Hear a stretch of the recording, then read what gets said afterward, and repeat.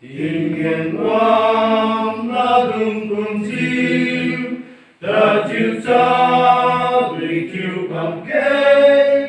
rằng khai biên tu thôn vô lùi, pa kiên pa làm đi vô tư, ý mong cứu lâm cho mọi thứ, quy biểu ma ta vô quy ga.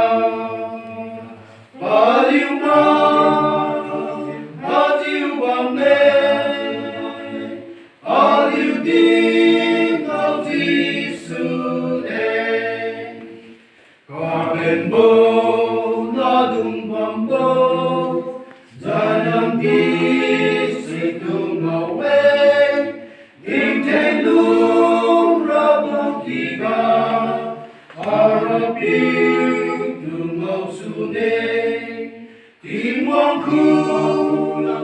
lòng cho mọi thứ quy biểu mai ta tô quy cao và liêu mai ta chiêu bằng này ta liêu tin ông Giêsu này trong mặt tin lâu bình mà này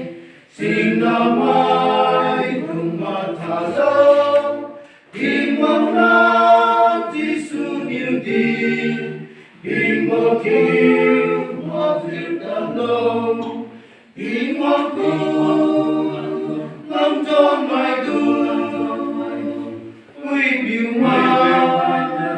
ta tô quy cao và liên mai ta chiêu bằng bên họ yêu tin ông Giêsu này họ yêu tin vô trong cùng chiêu họ đi qua nhà tuần đi đến họ yêu tu